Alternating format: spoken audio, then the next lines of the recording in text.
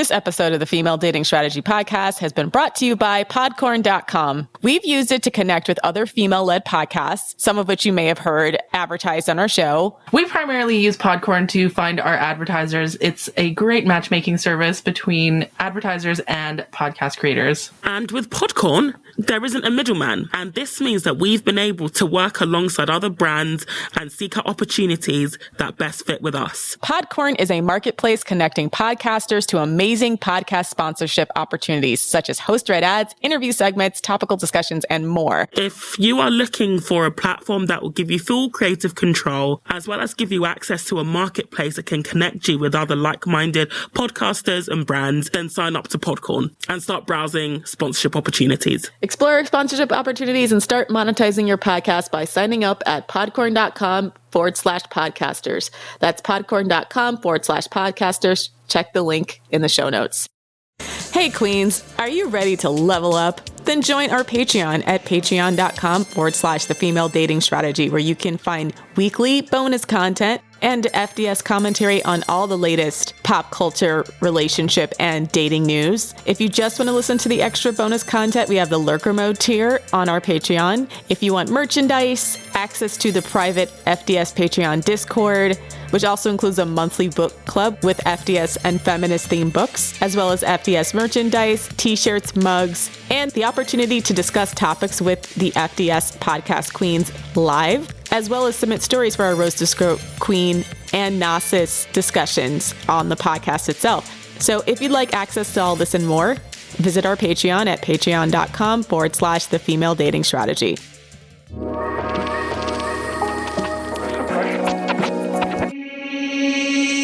What's up, Queens? Welcome to the Female Dating Strategy Podcast, the meanest female-only podcast on the internet. I'm Ro. I'm Lilith. And I'm Elle, filling in for Savannah. Yes, Savannah's still out, so she's out for the next couple of weeks. We are wishing her well. Yeah, and you can't shut down the subreddit this time because we had Elle on the podcast. Uh-oh. Because subreddit's already shut down, so... Yeah, well, yeah. Stay mad. So why is Elle here? What are we talking about today, ladies? So I'm not really here for any political related reasons. So today we're going to talk about a relational dynamic that I've always been fascinated with, and it's female-led relationships. And one way or another, this would always like pop up on my Reddit feed and everything. And this is important to me personally because, you know, at one point I had my red pill era. It was a small window, and it talked about like male dominance and male leading. So obviously, like intellectually curious, I looked up a female-led relationship. And the definition of it is, as the name suggests, it's a relationship where a woman is in the dominant position, enjoying authority over her partner, and the man is considered a submissive partner. And this doesn't mean like she's pegging him all the time, although that component can exist. Really, it's just about how the woman makes all or most of the decisions regarding the relationship and exerts more authority over her male partner and steers the relationship forward. And the man just kind of is on the receiving end, and he's kind of just being pampered and loved by his woman and just worships the ground she walks on. And, you know, as a woman would be submissive in her relationship, the man is the one that I'm just going to cook and clean. You lead the way. I'll follow your lead. So that's what that is, yeah. Just some context as to why we decided to make this episode. Behind the scenes for Female Political Strategy, our other podcast that we have with Elle, me and Ro, whenever I talk about my relationship, you know, Elle would always have a lot of questions for me, like, are you in a female-led relationship, Lilith? I've never heard this phrase or this word, but to me, it just seems more intuitive, actually. At least not until recently. I didn't see it as like a political thing. I just thought it made more sense for me to make the majority of the decisions in my relationship. That's just how I like to live my life. Yeah. Unlike the conventional romance where a man is being the dominant figure, it's the woman kind of just calling all the shots. And what led me to ask this question was, you know, Marker, if you want to cut this out, you can totally cut this out. But Lilith would tell me some dynamics where she had, but one where there was a male in her vicinity and she's like, yeah, just like my boyfriend, I just put him to work. I was just like, do this, do this, do this, do this. And he just smiled like a puppy. He kind of just did it. And I'm just, queen, wait, what? Yeah, that's how men are. If you give them a task, they love it. They love being useful. Men love to be useful for their queen. And to me, that's just normal. And so when I meet women that haven't harnessed this power yet, I just want them to know that they too can have this power, right? I don't have magical powers or anything. This is like a skill. This is a lifestyle. Anyone can do it if they want to. Not all women want that kind of dynamic, and that's fair enough. Yeah, I was going to chime in because I was like, this sounds like a lot of work for me. And as a person who has younger siblings, I'm more or less like, I don't want to be the older sibling to my spouse or my partner. Because that's my problem. Like, because I know what you're saying. Like, I have brothers, like I have younger brothers, like I boss them around all the time. And that's just sort of the dynamic that exists when you have, an age order. But at the same time, I don't necessarily want that in a romantic partner. I don't know. Yeah, no, that's fair enough, right? I mean, there's some women who are like, I want a man to lead me. And I find religious women especially are like, I want a man to like lead me spiritually. And I mean, I'm not going to tell her how to live her life or that she's wrong for wanting that type of relationship. I'm just, first of all, concerned for her safety because that sort of thing often lends itself to, an abusive man, for example. Secondly, when I describe my relationship dynamic, a lot of women think of that as just a lot of emotional labor that they don't want to deal with. And that's fair enough. But to me, this sort of relationship dynamic just makes intuitive sense for me. Okay, so this isn't to say that he has no say in the relationship, right? So from the opposite side, I am that energetically lazy person in the relationship. I'd rather figure out what to say in order to get what I want in the relationship rather than leading him. I don't want to tell him what to do. I'm definitely that receiver. I'm not a subject, right? I'm not submissive. I'm just pamper me. I'll clean and I make boss decisions all day at work. I'm like high energy, alpha type, get shit done all day at work. When I come home, I want to just relax and I want him to make all the decisions. And I want him to like check in and say, hey, these are the 3 options I have. Which one do you want? And I just want to be like, B. So how does it play out in your world dynamic, or how do you see it playing out? So at work, I also am a manager. So I am in a leadership role at work as well. And I like that role. And I don't even see it necessarily as work, because one of the things I like about being in leadership is delegating undesirable tasks, especially to men. And you know what? Like, men love being useful. If you just tell them, oh, thank you so much, or oh my God. In my relationship, I might be, oh, you're such a good boy. Like, kind of jokingly, I wouldn't say that at work, right? But, just showing some kind of appreciation. Men just feel so much pride in themselves. Self-esteem comes from esteemable acts. And so when men do, this is like a 12-step program thing, actually. Or one of the lines in the 12-step program. I've never been in a 12-step program, but I learned this actually from Hannah Borelli on Twitter. And so I was like, Queen, this really resonated with me, because if you give a man a task and just be like, oh, thank you. Oh, you did a really good job on that, or something like that. The male ego, they swell with pride, right? They like to be told that they're a good boy. And so I see it almost as like sort of hacking male psychology or the male ego in a way, and kind of redirecting it for my own benefit. Same thing in my relationship. Like, if I say, I like this, I won't even tell him what to do. I'll just be like, I like this product, or I like this restaurant, I like this and this. Him trying to please me and me being grateful for that makes him happy. Makes both of us happy. So it's a sense of purpose. Yeah. So you're feeling his sense of purpose while also getting everything you want, because you're just getting what you want. Exactly. So there's a few reasons why a woman would seek a female-led relationship, right? So just like Lilith said, some women like a female-led relationship because they get to control things, from finances to kitchen management. Women also get the opportunity to mold a man to whoever she wants him to be.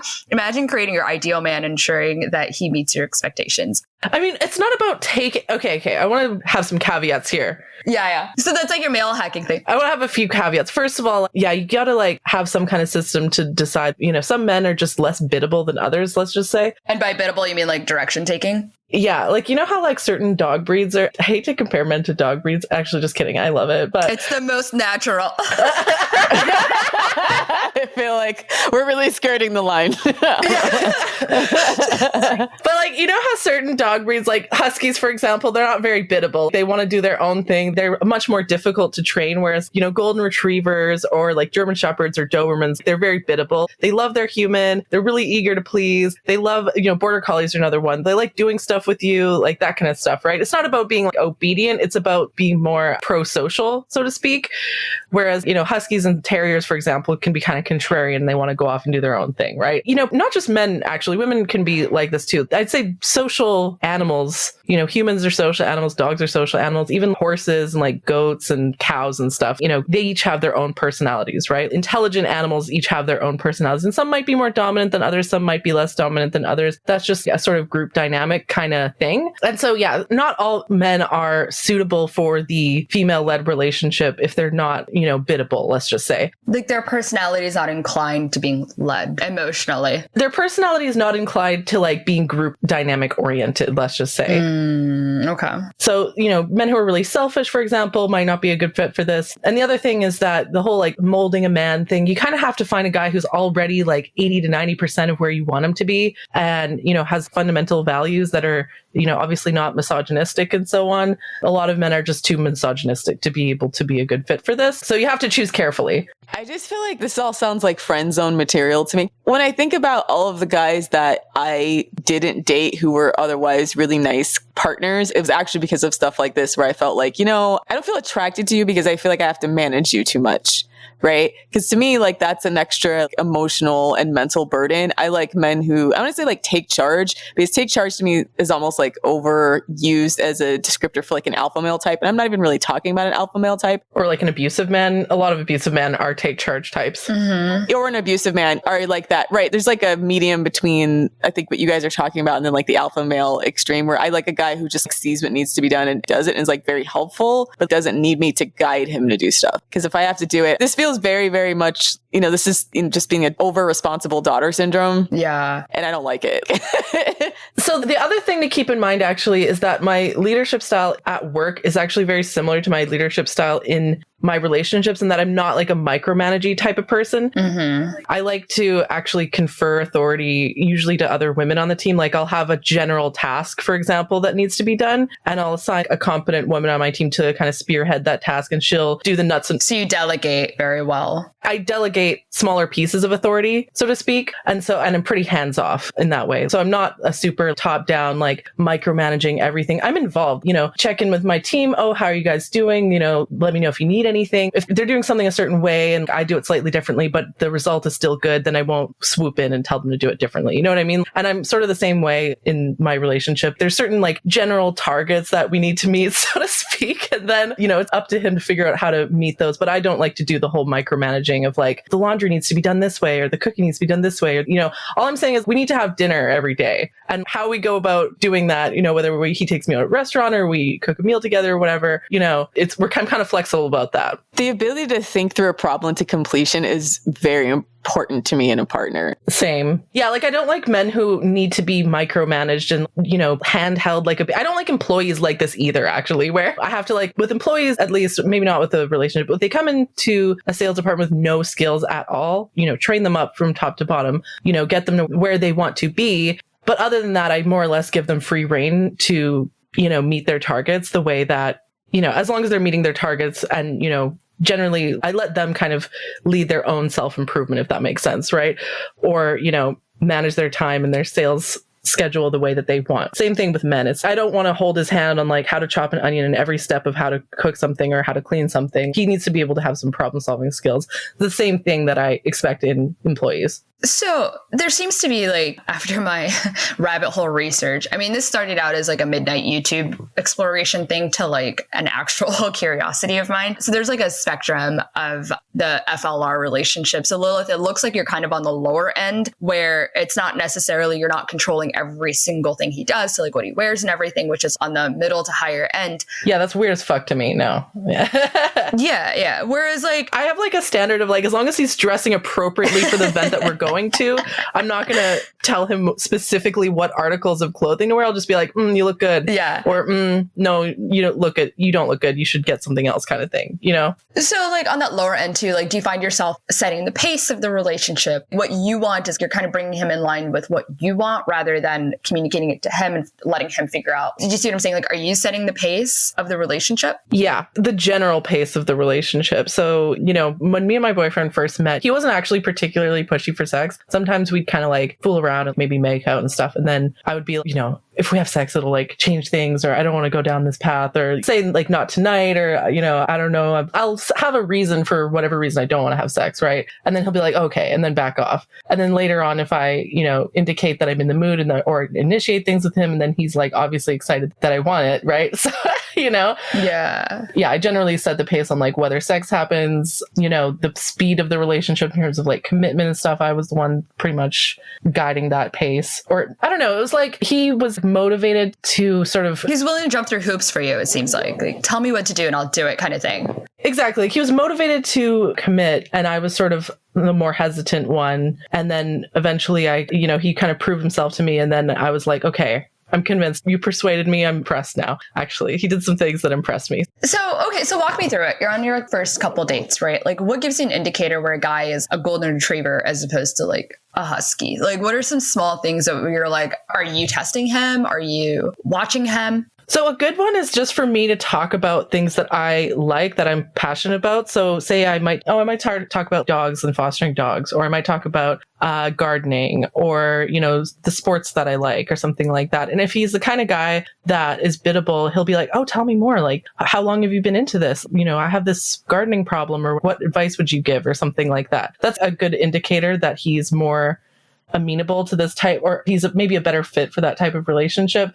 Whereas if he is the kind of guy to, dismiss my interests or belittle them, or just try to change the subject. My favorite actually is when he treats me like as a sort of like an expert in that field, and is like asking for advice and asking my opinion on things. If a guy is trying to mansplain, or the sort of guy basically where like I'll be an expert in something and he knows nothing about it, but he's trying to mansplain things about that thing to me, that's a bad sign. An immediate swipe left. Leave the date. Goodbye.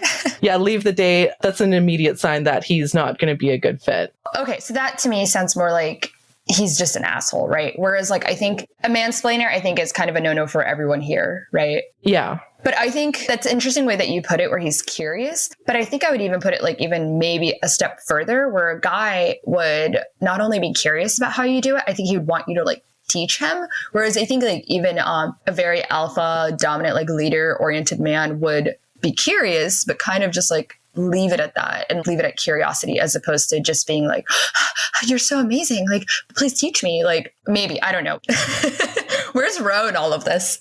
This is also foreign to me. Maybe this is my problem with the guys I date, because I tend to like guys who I think are going to be an upgrade on my life. If a guy shows some kind of initiative or knowledge in a topic, as long as he's not like completely dominating the conversation. Like, I'm a person that likes to listen, and I like a guy that listens to me, right? And so what I've found is that with men early on, they're really into the fact that I can talk to them in that level. And then somewhere along the line, either it's an ego trip or whatever, it starts to create like a power struggle or a clash, right?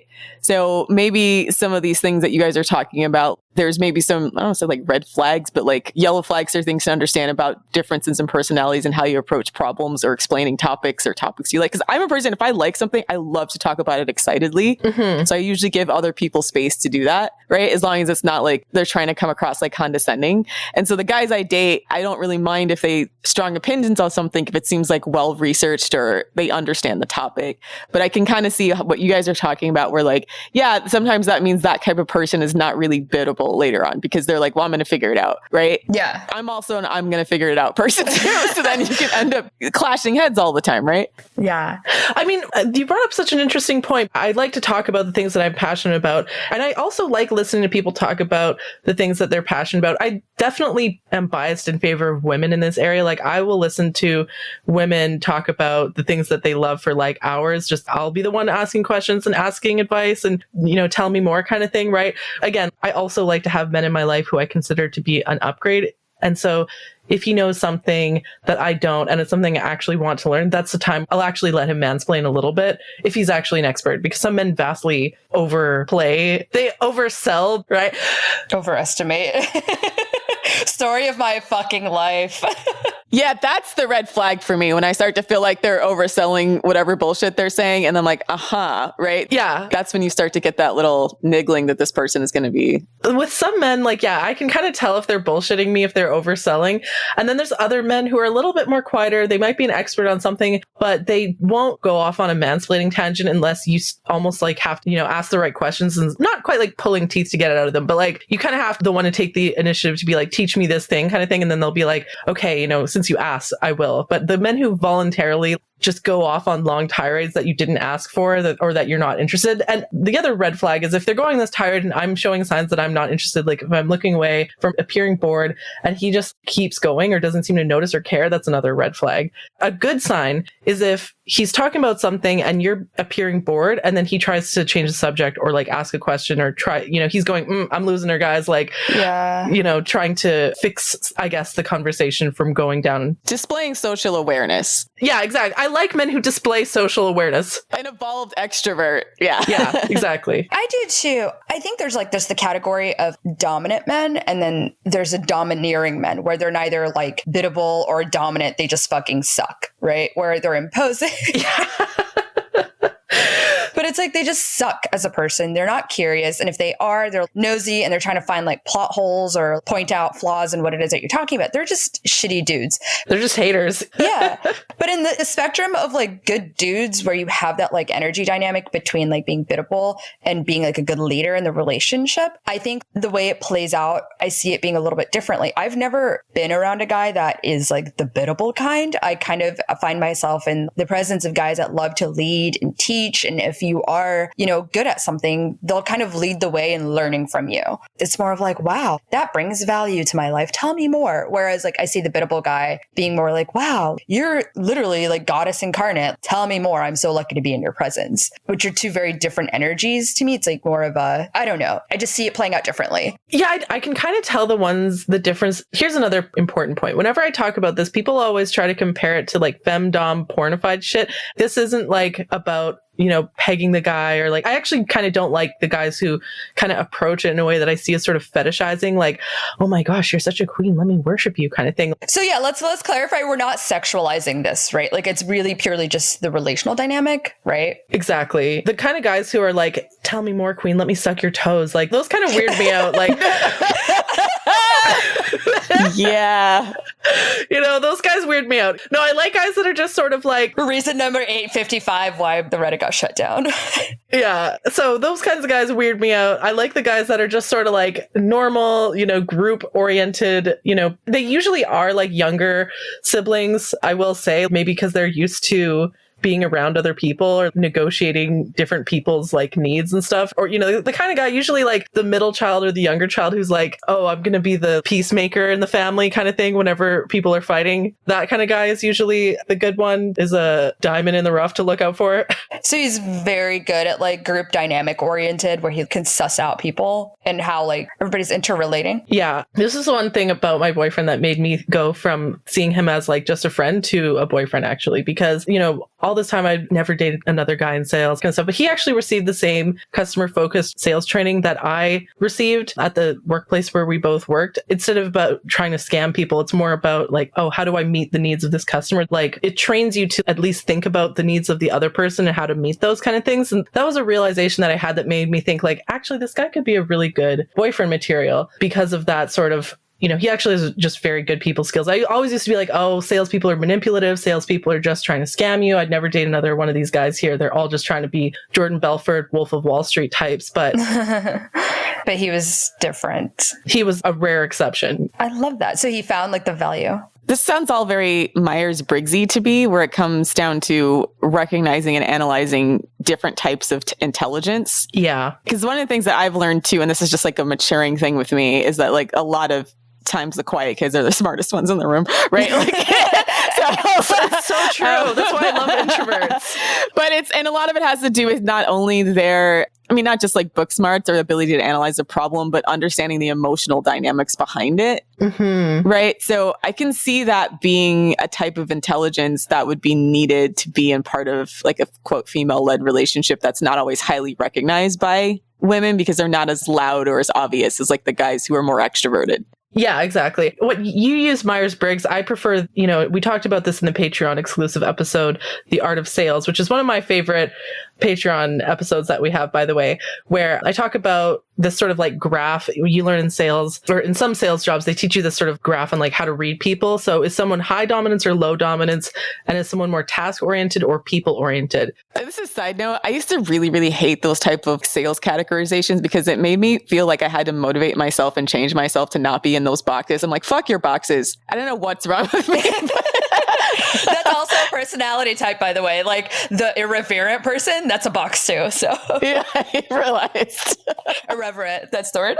I want to say actually this sort of box, first of all, it's not like a strict, you're either one of these 4 types. Like most people are either like a mix, of one of the two, or they might be one in one situation, a different type of person in another. So people are like, can change and are dynamic, aren't just like one box, right? So that's one thing. And secondly, I like this framework because it actually taught me to have a newfound sort of appreciation for the different personality types. So like someone who's high dominance and task oriented is like a director personality type. And I definitely have that. I'm more like, I'm high dominance, but I'm both task oriented and people oriented. So I could be either a director or like a socializer, depending on the situation kind of thing. But I used to hate other director types. They're so like people who were hard directors with any of the socializer or with any of the social aspect. I'd be like, oh, they're just bossy. They're just telling me what to do. They don't care about people. They're selfish. They're assholes. And when you kind of dig into it, you realize like, actually the director personality, they usually come from, a family background often where their parents were really pushing them to be perfectionists and stuff. And they were taught that failure is something to be afraid of and stuff. And so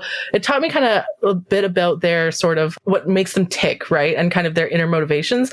And instead of approaching these people like, oh, you're a dick, which immediately just sets off a fight, approaching them more from like, oh, they're just afraid of appearing like a failure. They want to succeed. And then communicating them on that level often gets a much better result and it can avoid conflict, if that makes sense. No, I think that's a great point because I actually think women probably fall victim to this more than men, even like where people assume if you're ambitious or driven, that it's this drive to dominate and humiliate other people when it could just be like an internal motivator or a fear of failure or something like that, right? Yeah. But again, that takes emotional intelligence. That's a type of intelligence that is not given to everyone, or only learning with dealing with people about how to recognize that dynamic within somebody and then adjust yourself in a way to communicate with them effectively. Exactly. Yeah. So that's something I was actually bitching about the other day. So that attunement is empathy, right? Where you can not only observe that other person's potential experience, situation, circumstance, like who they are as a person, and modify the way you interact with them accordingly. And a lot of men, I feel like, have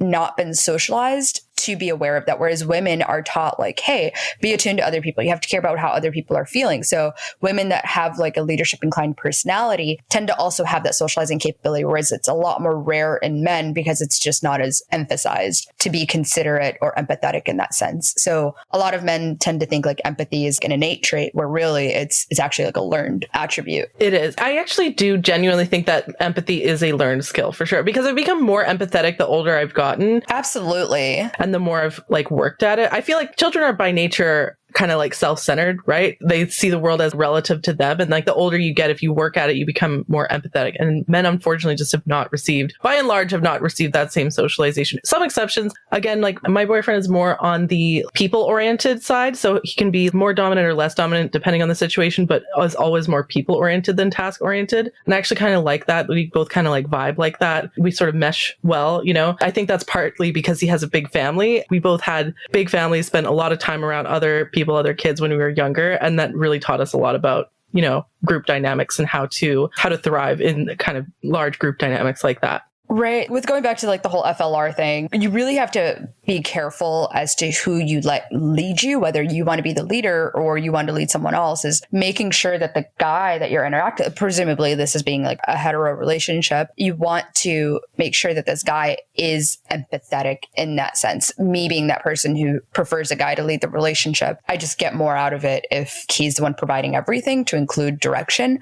And having that compassion the other way around. You have to be very empathetic. And I think I kind of lack a little bit, very slightly apathetic towards the human experience, only because I've seen some fucked up shit where it's hard to care about other people. I think it's called empathy exhaustion or compassion burnout. Oh, interesting. Yeah. Tell me more. Oh, well, basically there's this phenomenon in, doctors, nurses, police officers, often because they see so much fucked up shit, they become really desensitized to it. And it makes it really hard for them to feel sympathy or compassion or to really feel emotional pain, or they don't allow themselves to feel emotional pain, right? And so that includes other people's emotional pain. And so often they can come across as unsympathetic or assholes or whatever, but really it's just that they've been exposed to so much fucked up shit. Again, this is part of the why we made the FDS subreddit private, because I noticed in myself that I was experiencing empathy burnout or like compassion burnout, and I didn't want to be influenced by Reddit like that. I didn't want to become that kind of person. I always want to maintain my ability to feel compassion for women, especially. That's something that I totally understand.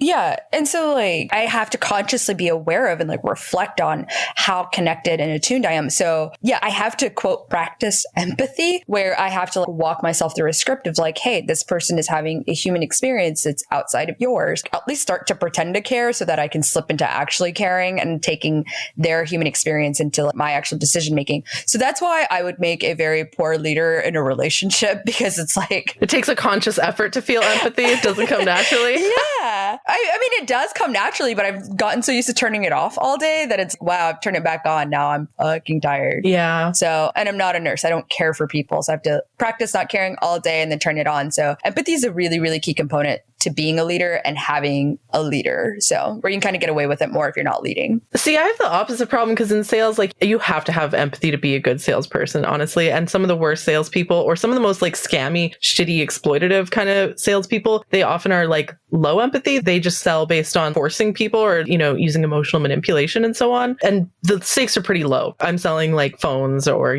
types of services or whatever, right? So it's not like I'm not being subjected to like trauma or anything messed up on a day-to-day basis. So the stakes are low, but you have to feel empathy all the time. So I kind of just go about just knee-jerk, sort of trying to meet people on their level, so to speak, it just in the day-to-day life. To bring it back to your earlier point about, choosing the right person to lead you, or, if you're being the leader, that sort of thing, to be a good leader. To be a good leader, you have to have empathy. I want to say very unequivocally, like not everyone who is dominant as a personality trait is a good leader. Absolutely true. In fact, a lot of people who are highly dominant make terrible leaders because they just like the feeling of having power over others. They're forcing other people to do things.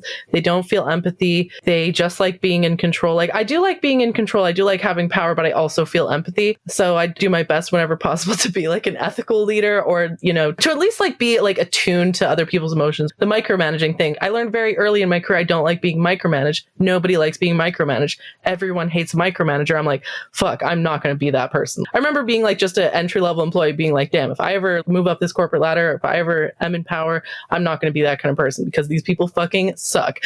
And, as I got older and I learned, I sought out mentors who had the sort of leadership skills that I liked. So I sought out leaders who had the right stuff, so to speak, and then I tried to emulate them. So it's so interesting to hear you guys say this, because I have worked in professions where micromanaging is the norm. I hate that. It's so common. Yeah. Because of the meticulous nature of the work requires it, meaning like if you're putting together a project, it has to go through several layers of review. It's not something like you just, here, I give it to you and then that's it. Like it has to go through so much approval, review, red tape, etc., that you end up trying to front load all of the work so that you don't end up having to keep sending it up the chain of command a million times to get something done. So I wonder if you're in a high pressure situation where micromanagement kind of becomes the norm because of the fact that you need a high quality level of output in a short amount of time, I feel like you can still display levels of empathy or try to work with people in a way that helps them bring out their best work. Mm-hmm.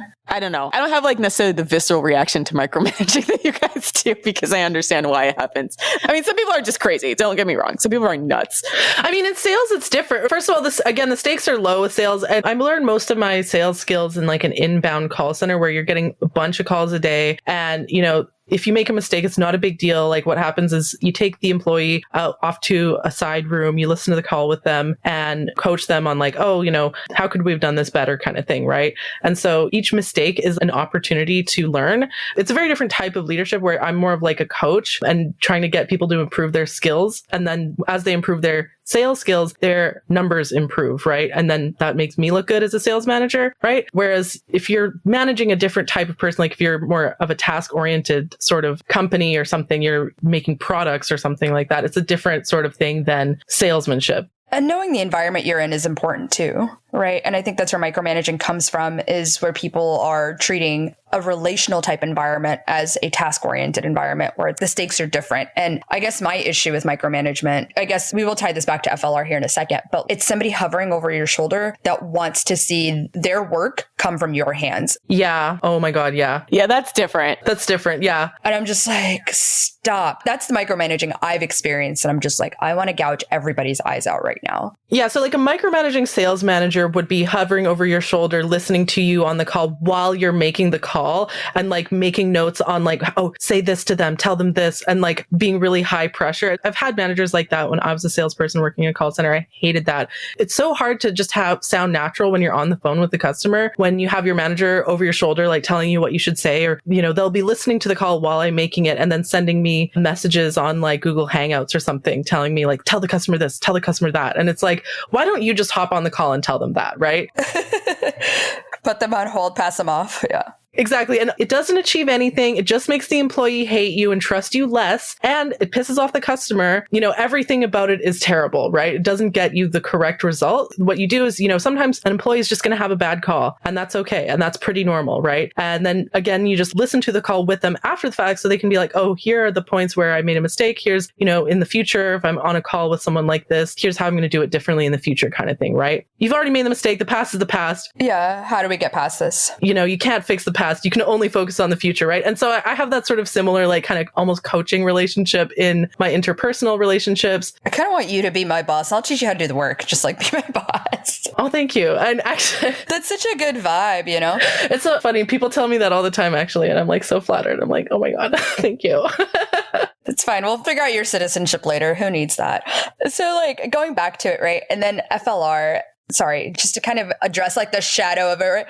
Oh yeah. No, I went on a sales rant. Go ahead. No, but that's key because sales is about like human dynamics and how do you get this person? I mean, life is a sales interaction. I think you talked about that in your Art of Sales episode. But on the dark side of it, right? Most people, especially men, think FLR, like you said, pegging, BDSM, and we're all of a conviction that BDSM is abuse. Right. Yeah. And I don't think the entirety of it is exactly like horrible abuse, but it's definitely a gateway drug to abuse. It's like, yeah. Okay. So about that, it went from being like a little taboo with like maybe a little fuzzy pink handcuffs to a blindfold to people finding strangers on the internet and showing up to a dungeon and being pissed on by like some weird, creepy dude. And I feel like that's the problem. Yeah. Getting choked, slapped, and like, yeah.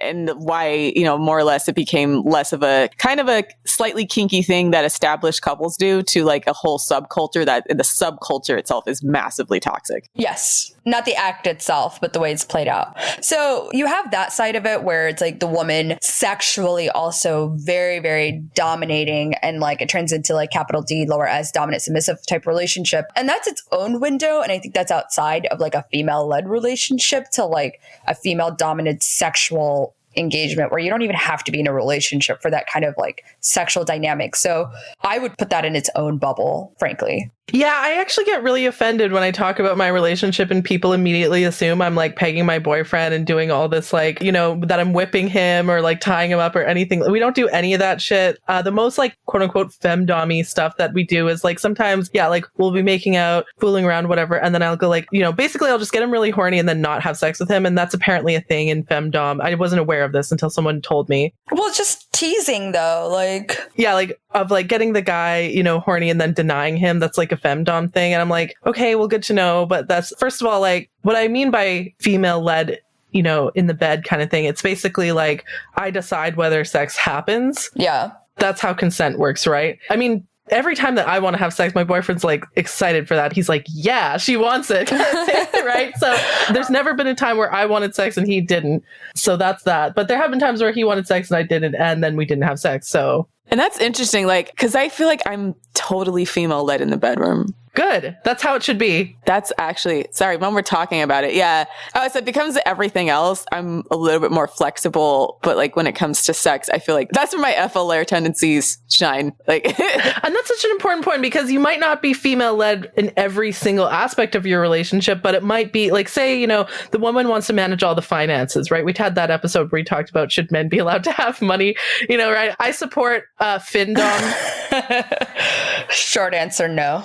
Yeah, I support Findom as a mass political movement and as an individual. So yeah, I'm female-led when it comes to money, sex, and, maybe you're not as female-led in other aspects of the relationship, and that's totally okay too. And so just defining that, like, the female-led aspect of it does have the two bubbles, where I think, like, having a female-led relationship is different than, like, female-led, male-led, sexual. I think the two dynamics are, like, not necessarily always related, because I think our sexual needs are different than our day-to-day emotional relationship needs. Yeah. I think so too, because I remember there was a big push towards the idea of responsive desire in women, that like women are responsive sexually. And that was just completely foreign to me. I'm like, what are you talking about? Like, I either feel horny or I don't. And quite frankly, I feel like when a guy's pawing at me, trying to turn me on when I'm not into it, it actually has the opposite reaction. Yeah. It makes me more turned off if he's being pushy. Yeah. But not even it doesn't have to be pushy, but like, okay, so if you listen to a lot of the responsive sexual desire people, they're like, well, you have to lead a woman to be sexually into you. But a lot of feminist sex therapists and even people from like who had pretty respective books like Come As You Are, I think with Emily Nagoski, have talked about like responsive sexuality being like some women can look at a man spontaneously and feel sexual desire. And in other women, it's a function of this guy like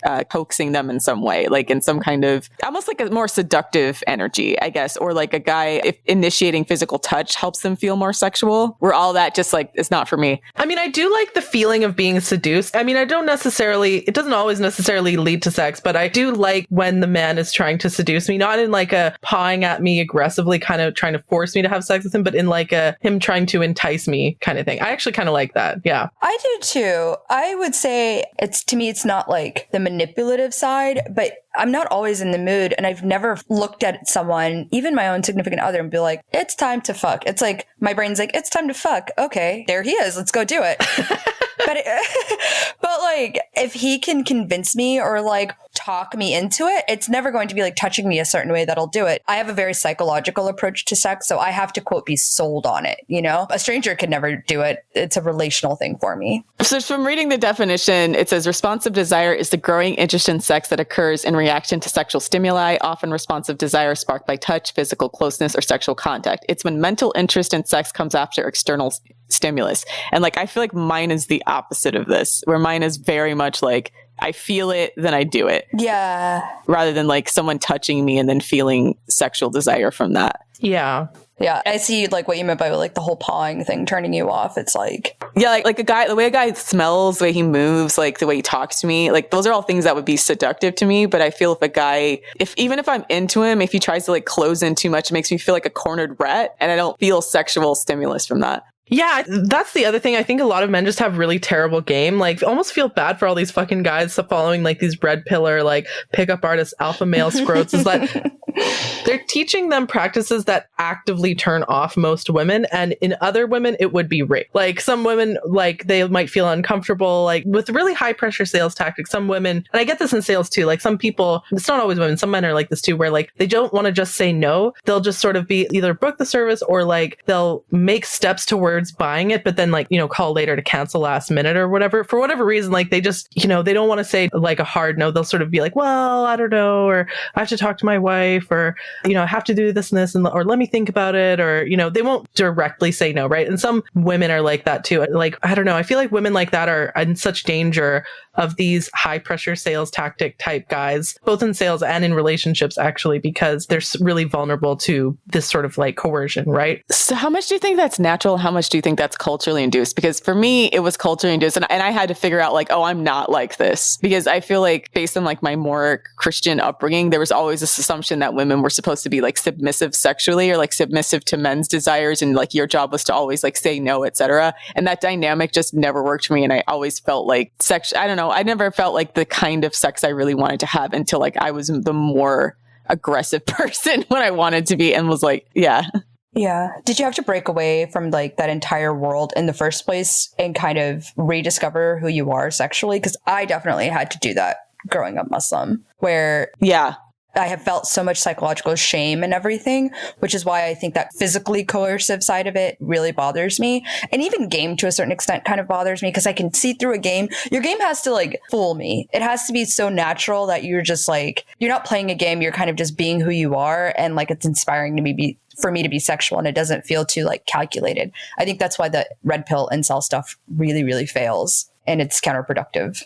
I was like, it wasn't even really shame for me so much as like not having any type of language to navigate sexual dynamics between men and women other than like be passively rejecting, right? And so it takes some time for me to understand like why I feel comfortable in certain situations and not others, right? And like get the ability to articulate what I'm feeling and why, and then express that to a partner. I feel like there's no tools for that if you're not like a submissive sexual type person and you come from a religious background. Yeah. Right? There's nothing for that. Like, see, I have this like weird thing. I don't know why I'm like this, or I've always been kind of like, so I like to be sold to, and I like when men attempt to seduce me, but only because I like to sort of evaluate them. My brain goes into sort of like coaching mode, like of like, where are the areas of improvement kind of thing, where like, you know, if I'm going to buy a phone or something like that, I generally do request a female salesperson first of all, and then I want to see your sales pitch, right? Like, for example, I've talked about how I let Jehovah's Witnesses or Mormons try to convert me because I want to see their sales pitch, right?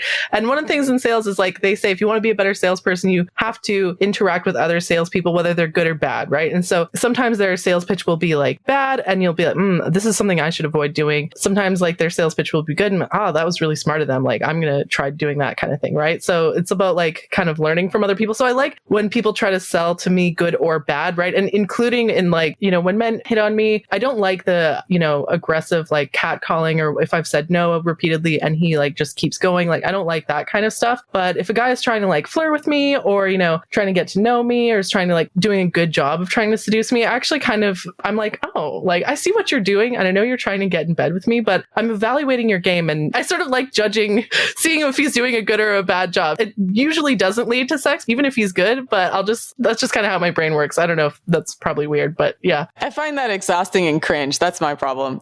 And it could just be, again, like just the volume of it at times. I have like zero patience for it. And I'm laughing because that's probably why you have more patience for Jehovah's Witnesses and the like. Whereas like, I feel like I've just heard so much of this shit. I'm like, get away from me. Like like I'm like so reactive, you know, like I don't like that. Like, I feel like because you have trauma with that kind of event. These religious people are here trying to. No, but it sounds like you have this sort of like evangelizing trauma, right? Like, so it could be, yeah. I'm like, like I want to just say something. I love the devil and like run off or something. Like, yeah. Because it's just, yeah, it's so intense. But I feel that maybe that's also why I'm not really into the. But again, I love the process, and you don't, right? So that's the thing.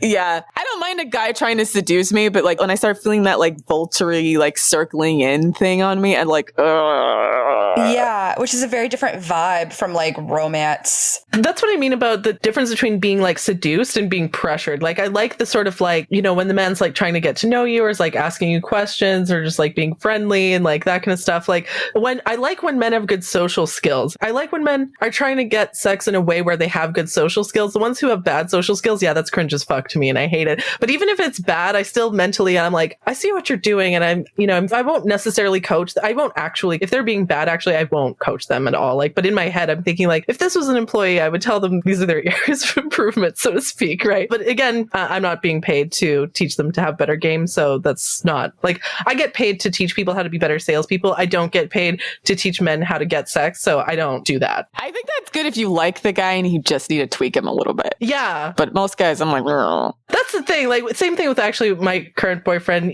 He was like 80 to 90% of like where I wanted him to be. And he was, you know, it's same thing with employees, actually. Like, you know, some employees, they want to learn, they're eager to learn, they like improving. And there's other employees who are just sort of like do the bare minimum, like clock in, clock out, like they don't really give a shit kind of thing. Those ones, you know, I'll keep them on my team, probably won't like, you know, fire them unless they do something bad, right? But they're not going to get promoted. They're not going to like be taken to the next level at all, right? Whereas the really ambitious people, the people who like to learn, the people who want to improve, those are the people I get really excited about actually having them on my team and wanting them, you know, and coaching them up and seeing them like transform in the most like amazing way, right? It's a similar kind of thing with relationships. You find someone who's really like eager and like ambitious, they want to improve, they're like eager to please and so on. And you can, if they're again 80, 90% of where you need them to be, coach them up to 100%. But then there's other men, like they're just like the bare minimum employees. They just want to clock in, clock out, do as little work as possible. That's not the sort of man that you want to be in a relationship with. Exactly. Agreed on that. Amen. So that was our episode on female-led relationships.